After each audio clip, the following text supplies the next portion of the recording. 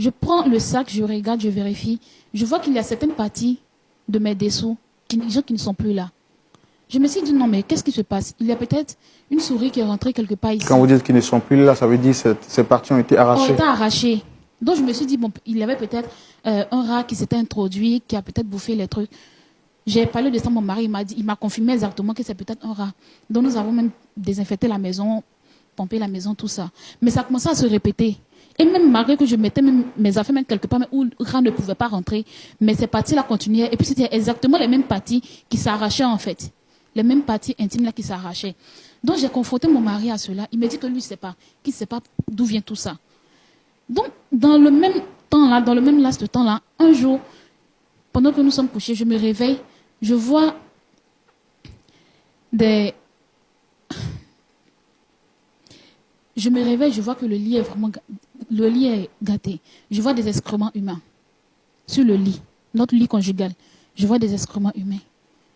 Je réveille mon mari, il me dit qu'il ne se porte pas bien, qu'il n'a pas fait exprès. Je dis, bon d'accord, j'ai nettoyé, nous sommes partis à l'hôpital. Alors, si je comprends bien, pendant un certain moment, vous avez remarqué que vos dessous, certaines parties étaient arrachées. Vous demandez à votre mari, il a nié, en fait, il a dit que ce n'était pas lui. Oui. Et quelque temps plus tard, dans le lit conjugal, vous remarquez que votre mari s'est surpris à avoir déféqué sur lui. C'est bien cela? Oui. Quand vous l'avez interpellé, quelle a été sa réaction? Quand je l'ai interpellé, il m'a dit qu'il ne se portait pas bien, qu'il n'a pas eu le temps, qu'il avait mal. Et c'était dû à la fatigue, il n'a pas pu se lever. Donc c'est ce qui a causé ça. J'ai compris, j'ai nettoyé. Je l'ai même conduit à l'hôpital. Mais lorsque nous sommes arrivés à l'hôpital, ils ont fait des examens. Les médecins ont dit que mon mari n'avait rien. J'ai trouvé cela bizarre, étrange. Nous sommes rentrés à la maison. Peu de temps après, ça commençait à se répéter. Et cette fois-ci, ce n'était pas... Ça commençait à se répéter presque tout le temps, en fait. Ça se répétait, je nettoyais, jusqu'à ce que, une fois lors de nos moments intimes, mon mari me dit qu'il y a un fantasme, qu'il voulait réaliser avec moi. Je lui ai dit, ah, mais quel est ce fantasme? Il me dit que ce fantasme, c'est de déféquer sur moi. Déféquer sur moi. Dans nos échanges, je ne voulais pas, nous avons échangé, ça a même failli tourner à une dispute. Nous avons discuté, et comme ça, mon mari l'a fait sur moi. Il l'a fait sur moi pour la première fois. Je me suis plaint, nous avons échangé tout ça, c'est devenu presque une bagarre, tout ça. J'ai nettoyé tout. Et ça commençait à se répéter tout le temps. Donc à chaque fois que vous aviez des rapports... Oui, à chaque fois qu'on avait des rapports, mon mari demandait à déféquer sur moi. Si ce n'était pas déféquer, c'était d'uriner sur moi, de faire ça, de faire ci. Des choses vraiment absurdes et tellement qui rentraient même... Je suis vraiment fatiguée.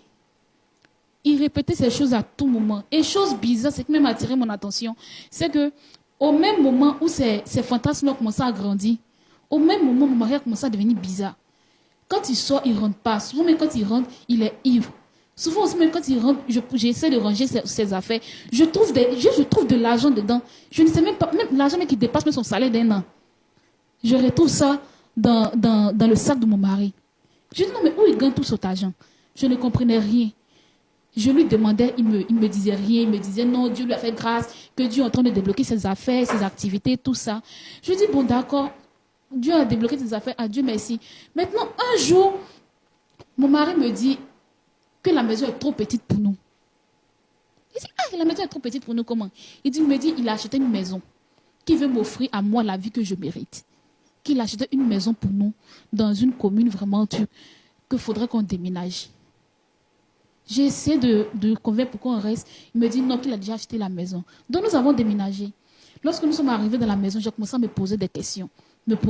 Je ne comprenais rien. Je ne vois pas le travail que mon mari fait. Il est toujours je ne sais même pas quel travail il fait, mais il rentre toujours avec de l'argent que je ne sais même pas où l'argent la quitte.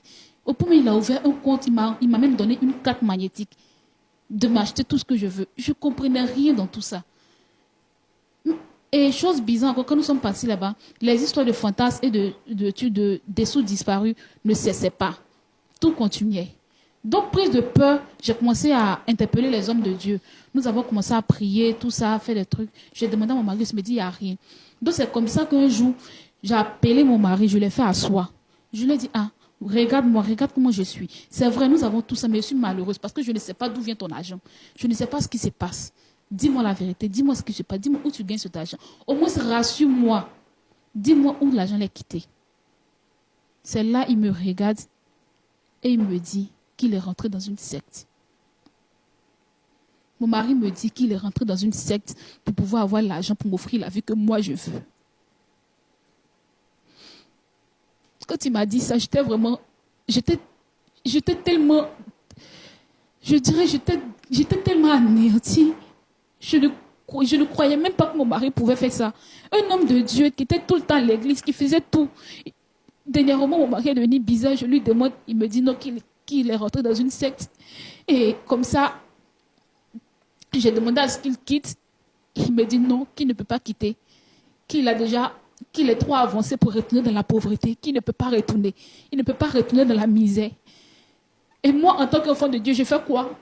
Je ne peux pas rester. J'ai convaincu mon mari pour qu'on quitte ça. Ce n'est pas la vie que Dieu réserve pour nous. Ce n'est pas la vie que Dieu a réservée pour nous. Dieu ne conçoit pas ça.